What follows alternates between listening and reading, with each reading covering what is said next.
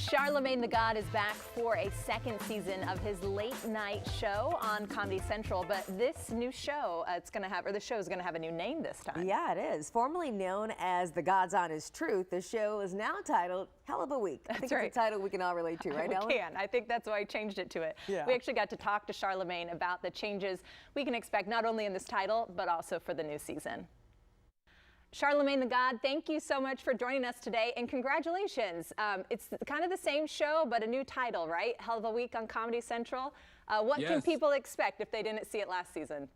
Well, thank you for having me, Kristen. Thank you for having me, Ellen. I appreciate it. Man, this season you can just expect, more great conversation. Last season, if you watched the show, it was me doing, a lot of heavy lifting. I was like, really just giving a lot of monologues, the people breaking things down how I see it. This season, it's me breaking things down how I see it, but I have a panel of people on the show that, debate with me, expound on things that I said, push back. I love it. Those are the kind of conversations I like to have. Is this type of public pressure a slippery slope to limiting our free speech, Michael? As black people, we use a lot of slang. I don't always want to be the only voice in the room. And yeah, that's what you can expect on Hell of a Week, just good community conversation. Well, we need so much more of that. Good, healthy debate is what we need more of in this country. But how do you go out there and feel confident with sharing your opinions and push back against cancel culture? Are you ever, worried about that? No, because the thing that I'm trying to get people to understand in regards to cancel culture is that, cancel culture is a circular firing squad. Like, if we continue to cancel people for mistakes, for things that they said you didn't like or tweets you didn't like, none of us are going to be left. Like, literally, none of us would be left, because all of us have said something to someone or about someone, that could offend them in some way, shape, or form. So I would rather just, let's have conversations, let's counsel, not cancel, So it's like that's all I'm trying to get. I'm trying to get people to understand grace. That's it, to be honest. That's it. You're also trying to get a lot of people here, where we are in Washington, D.C., to understand a lot. Any trips planned here soon, maybe, to go up to the Hill and share a few things?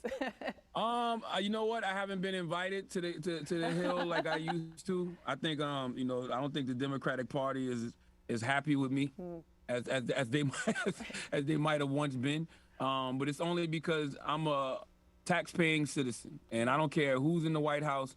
I'm going to always, challenge them, because that's what voting is about. And I think, all of these campaigns, they do like these when we all vote campaigns, and they tell you to go out there and vote, but they don't tell you about what to do after that. And, the part of the huge part of democracy is challenging people, once they're in the positions that we, the voters, put them in. We got to hold them accountable and make sure that they keep some of these campaign promises. She's not a hero, okay? If you don't want black people to vote, you could never be a hero. Also, she did not vote on abortion legislation and praised the Supreme Court for striking down Roe v. Wade. What do you say about that, Liz?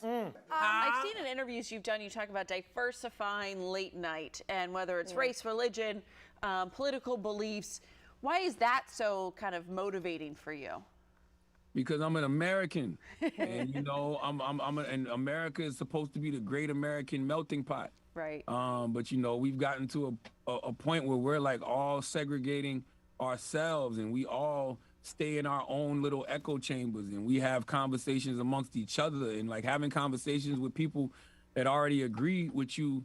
That doesn't change anything. You know what I mean? Like I watch everything from MSNBC to Fox News, and sometimes I'm watching Fox News, and this may be unpopular to say. Sometimes they say things that I might agree with, and I feel like if they're listening to the other side objectively, then they would probably hear things that they agree with as well. So it's like, for me, I like to bring different people together, man, just to show that, man, we all have more in common than we do differences, I believe. But you don't realize that until you see a group of diverse people in a room having a conversation, and you're like, oh, these people are a lot more similar than I thought they would be. All right, you can find Hell of a Week with Charlamagne the God. It happens on Thursday nights. It's 11:30 p.m.